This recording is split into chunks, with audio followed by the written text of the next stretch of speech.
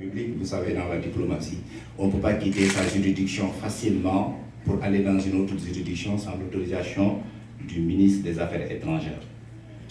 Mais comme que c'est des instructions du président de la République, cette autorisation a été faite à M. Amadou Diallo qui est venu séjourner ici pendant 4 à 5 jours à l'hôtel, là où on a tenu la rencontre ce matin avec la communauté. Diallo a rencontré presque tous les responsables concernés dans l'APR au Canada. Les négociations ont été faites. À la suite de ça, l'Assemblée générale s'est tenue le samedi 25 juillet 2015 au centre de la jeunesse. Je ne sais pas comment il s'appelle, mais c'est à la rue Jeunesse. Une fois que ce bureau, la nouvelle DSE est mise en place, sous la supervision du camarade Diallo Bové qui était chargé des structures en France, on était dans la DSE. Le président de la République étant en vacances en ce moment-là, après ses vacances, il a envoyé un message et demandé à Diallo Bové de rappeler tout le monde au Canada pour dire que le bureau qui est mis en place, il l'a validé.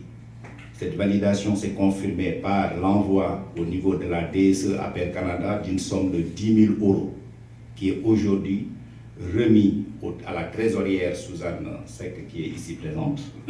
Donc, à partir de ce moment-là, la DSE a tenu sa première réunion à Ottawa, qui est à 200 km de Montréal. Les sections se sont mobilisées, c'était il y a de cela 4 semaines, je pense que c'est le 29 août dernier. La DSE s'est réunie en séminaire, partagé des tâches, un plan d'action a été défini. Dans ce plan d'action, nous sommes à la première phase qui est la validation du mouvement des femmes.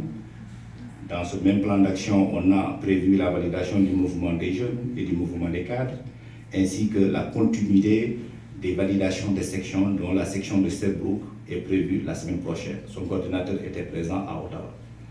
Donc, je pense qu'à un moment donné, un parti qui est au pouvoir doit montrer l'exemple. Les gens qui veulent soutenir le président de la République, je pense qu'ils n'ont pas besoin de le dire, les gens travaillent, on les voit.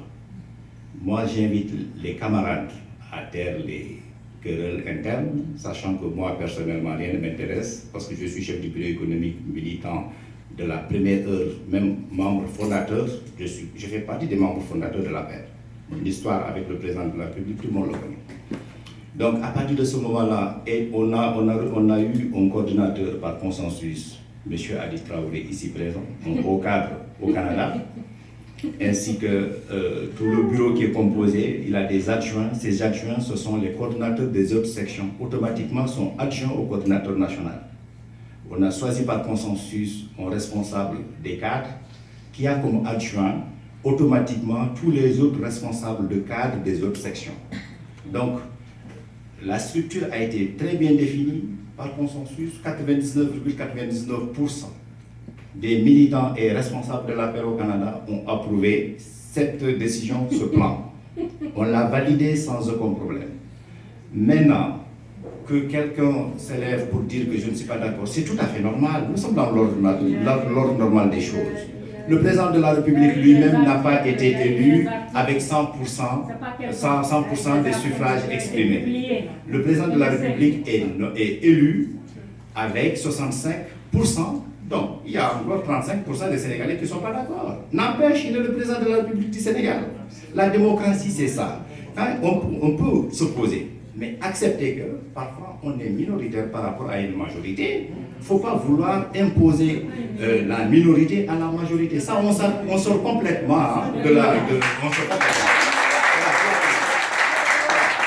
Sincèrement, moi, je n'ai pas de rancune contre qui que ce soit. Je pense que les gens qui sont là aujourd'hui approuvent à 99,99% ce qui se fait dans cette salle. Et c'est ce qui fait la force de la paix. Qu'on ait des contradictions à côté. Que des gens posent ce débat-là, contradictoire. Qu'on puisse échanger, mais avancer. On ne peut pas dire tout le temps. Moi, quand il y a une seule personne qui est contre, on s'arrête, on bloque tout. Ça ne peut pas aller. Je suis vraiment désolé. On peut ne pas être d'accord. Ça, c'est normal. Même parfois, même avec nos épouses qu'on a choisi parmi les millions ou bien les milliards de femmes, on a des divergences. Mais est-ce qu'on doit bloquer la maison pour dire aux enfants, vous n'allez pas manger ce soir? S'il y a des faux dans la maison, ils vont mourir de faim. C'est pas possible. Donc,